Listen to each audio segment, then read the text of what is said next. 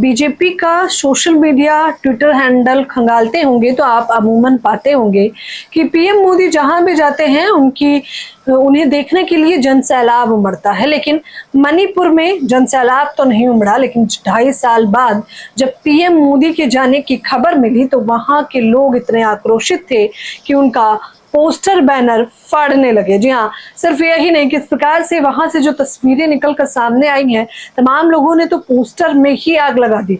तो आप समझ सकते हैं कि भले ही मामले को 2.5 साल बीत चुके हों, लेकिन लोगों के अंदर का आक्रोश अभी भी उबाल पर है। नमस्कार दोस्तों, आप देख रहे हैं हिंद समाचार और मैं हूं आपके साथ ज्योति यादव। मणिपुर पीएम मोदी फीता काटने के लिए पहुंचे थे। अमूमन जो वो करने पहुंचते हैं, उद्घाटन के लिए ही पहुंचते हैं, क्योंकि 2.5 साल से जब मणिपुर धूं धूं कर जल रहा था, जब महिलाएं परेशान थी, जब वहां पर फौजी की पत्नी को नग्न करके घुमाया जा रहा था, अफसोसन तब पीएम मोदी ने इस पर टीका टिप्पणी करना जरूरी नहीं समझा। लेकिन 2.5 साल बाद जब उन्हें फीता काटना हुआ, उद्घाटन करना हुआ, तो वो फिर से अपनी लच्छेदार बातें लेकर मणिपुर पहुंच जाते हैं। यूं तो टीवी चैनल ने मणिपुर की यात्रा पर तमाम तस्वीरें और तारीफें दिखाई थी, लेकिन वो तस्वीर जो सोशल मीडिया यानी कि सच्चा मीडिया सच में दिखा रहा है, उस पर निगाह डालिए। एक एक करके विपक्ष के नेताओं ने सवाल पूछना और पीएम मोदी को लताड़ना शुरू कर दिया, ये बोलते हुए कि क्या शर्म नहीं आती कि इतने लंबे समय बाद गए हैं और फिर भी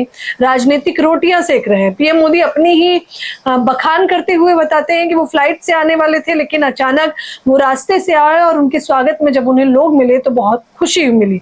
हालांकि जब स्वागत का वीडियो टटोला गया तब पता चला कि स्कूली छात्रों को वहां पर खड़ा कर रखा था तिरंगा लेकर, और स्कूली छात्रों को राजनीतिक मुद्दा बनाकर वहां पर रैलियां निकाली गई। तो आप सोचिए कि किस प्रकार से पीएम मोदी का भव्य स्वागत किया गया। सिर्फ यही नहीं, आपको बता दें, सुप्रिया सिन्हा, जिन्हें आप बखूबी जानते होंगे कि कांग्रेस की प्रवक्ता है और सवाल करती रहती हैं, वो सीधे तौर पर बताती हैं और पूछ भी लेती हैं सवाल कि आखिरकार प्रधानमंत्री फीता काटने के बाद वहां खड़े हो कर मणिपुर से वे हाथ जोड़कर माफी मांगेंगे। उम्मीद करती हूं कि माफी मांगेंगे मणिपुर को त्यागने के लिए, महिलाओं के साथ जो बर्बरता हुई उसके लिए, मासूम बच्चों की जो हत्याएं हुई उसके लिए माफी मांगेंगे। एक ऐसे मुख्यमंत्री को बचाने के लिए जो ऑडियो पर बम फोड़ने की बात कर रहा था, माफी मांगेंगे उन हजारों विस्थापित लोगों से जिनका सब कुछ उजड़ गया और आप मूक दर्शक बनकर देखते रहे। सुप्रिया सिन्हा सवाल उठाती हैं जब उन्हें पता चलता है पीएम मोदी दौरे के लिए निकल रहे हैं, तो वो कहती हैं कि आपसे उम्मीद है कि वहां की जनता से आप हाथ जोड़कर माफी मांगेंगे। लेकिन ऐसा नहीं होता है। पीएम मोदी अपनी लच्छेदार बातें कर जनता को लुभाने का प्रयास करते हैं।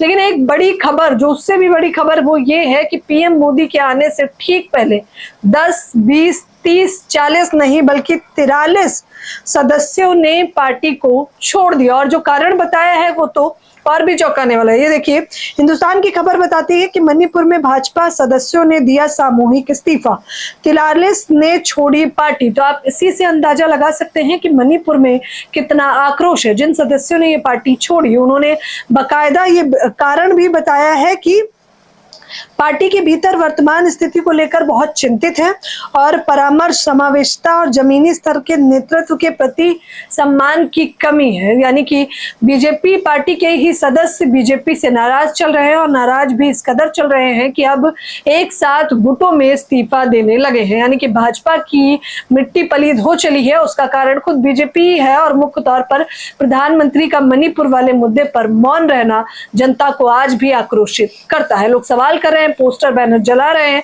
और पीएम मोदी जो गए थे वहां पर अभी भी विरोध जारी है। फिलहाल इस खबर के बारे में आप लोग अपनी प्रतिक्रिया जरूर दें। हमारे चैनल हिंद समाचार को शेयर करें, सब्सक्राइब करें। धन्यवाद।